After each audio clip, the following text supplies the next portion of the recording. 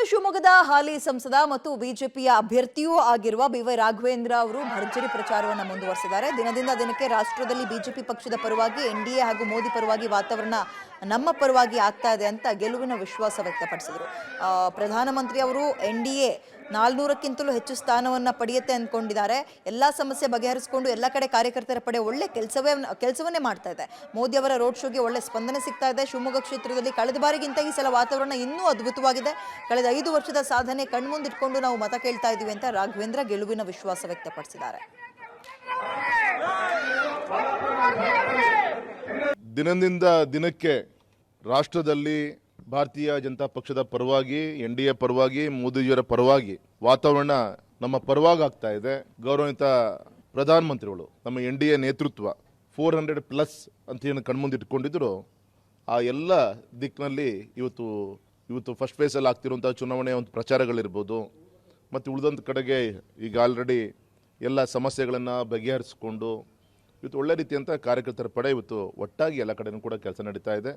ಹಾಗಾಗಿ 100ಕ್ಕೆ 100 ಮೋದಿಜಿಯವರ ಒಂದು ಅಪೇಕ್ಷೆ, ಅವರ ರೋಡ್ ಶೋಗಳು ದಿನದಿಂದ ದಿನಕ್ಕೆ ಇವತ್ತು ಯಾವ ರೀತಿಯಂಥ ಸ್ಪಂದನೆ ಸಿಗ್ತಿದೆ ತಮ್ಮ ಮಾಧ್ಯಮದ ಮುಖಾಂತರ ಇಡೀ ನಾಡನ್ನು ಗಮನಿಸ್ತಾ ಇರೋದು ತಮಗೆಲ್ಲರೂ ಕೂಡ ಗೊತ್ತಂಥ ವಿಚಾರ. ಇವನ್ ನಮ್ಮ ಶಿವಮೊಗ್ಗ ಕ್ಷೇತ್ರದಲ್ಲೂ ಕೂಡ ವಾತಾವರಣ ಹೋದ ಬಾರಿಗಿಂತ ಇನ್ನೂ ಚೆನ್ನಾಗಿ ಈ ಕಳೆದ 5 ವರ್ಷಗಳ ಒಂದು ಸಾಧನೆಯನ್ನು ಕಣ್ಮುಂದಿಟ್ಕೊಂಡು ಮತವನ್ನು ನಾವು ಕೇಳ್ತಾ ಇದ್ದೀವಿ. ಯಾವುದೋ ಇಂಡಿವಿಜುವಲ್ ಟೀಕೆ ಟಿಪ್ಪಣಿ ಇದು ಯಾವುದಕ್ಕೂ ಕೂಡ ತಲೆ ಕೆಡಿಸ್ಕೊಳ್ಳದೆ ಇದೆಲ್ಲದಕ್ಕೂ ಕೂಡ ಬರುವಂಥ ದಿನದಲ್ಲಿ ಜನರು ಮತದಾರರು ಒಂದು ಉತ್ತರವನ್ನು ಕೊಡ್ತಾರೆ.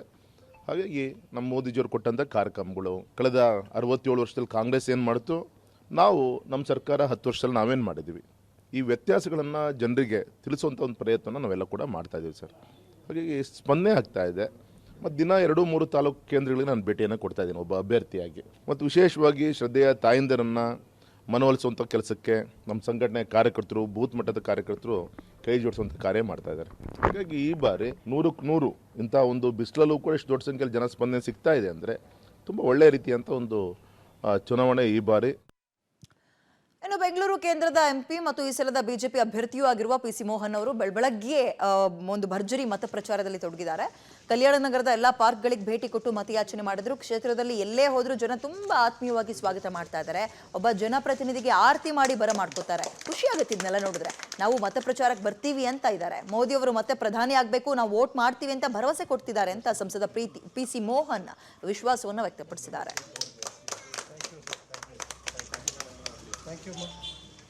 ಇವತ್ತು ನಾನು ಬೆಳಿಗ್ಗೆ 6:30 ಇದು 3ನೇ ಪಾರ್ಕು ನಾನು ಬಂದಿರುವಂಥದ್ದು. ಸರ್ವಜ್ಞ ನಗರದಲ್ಲಿ ನಮ್ಮ ಸರ್ವಜ್ಞ ನಗರದಲ್ಲಿ 3ನೇ ಪಾರ್ಕಲ್ಲಿ ಬಂದೀನಿ. ಎಲ್ಲಿ ಹೋದರೂ ಕೂಡ ಒಳ್ಳೆಯ ರೆಸ್ಪಾನ್ಸ್ ಇದೆ. ಇಲ್ಲಿ ಬಂದಾಗ ಇವರು ಈ ಒಂದು ಯೋಗ ಮಾಡುವಂತಹ ಒಂದು ಗ್ರೂಪ್ 100 ಜನದ್ದಿದೆ.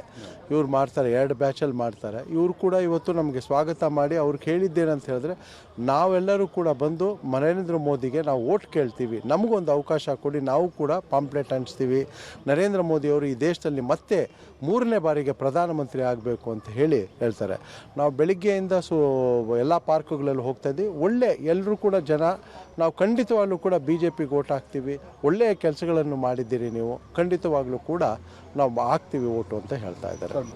ನಾವು ಡೋರ್ ಟು ಡೋರ್ ಕೂಡ ನಾವು ಈಗಾಗಲೇ ತಮಗೆ ಗೊತ್ತಿರೋಂಗೆ 1 ತಿಂಗಳಿಂದ ಮಾಡ್ತಾ ಇದ್ದೀನಿ. ಮನೆಗಳಿಗೆ ಹೋದಾಗ ಒಳ್ಳೆಯ ರೆಸ್ಪಾನ್ಸ್ ಸಿಗ್ತಾ ಇದೆ, ಸ್ವಾಗತ ಸಿಗ್ತಾ ಇದೆ, ಆರತಿ ಮಾಡ್ತಾರೆ ನಮಗೆ.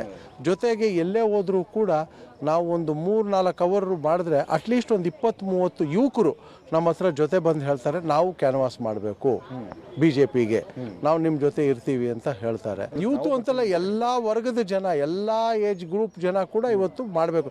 ಇವಾಗ ನೋಡಿ, ಇಲ್ಲಿ ಹೆಣ್ಮಕ್ಳು ಅವರು ಕೂಡ ಕ್ಯಾನ್ವಾಸ್ ಮಾಡಬೇಕು ಅಂತ ಹೇಳ್ತಾ ಇದ್ದಾರೆ. ಜನಕ್ಕೆ ಇವತ್ತು ಬೇಸತ್ತಿದ್ದಾರೆ. ಕರ್ನಾಟಕದಲ್ಲಿ ಇದು ಕಾಂಗ್ರೆಸ್ ಸರ್ಕಾರ ಇದೆ. ಇವತ್ತು ಕಳೆದ 10 ತಿಂಗಳಿಂದ ಯಾವುದೇ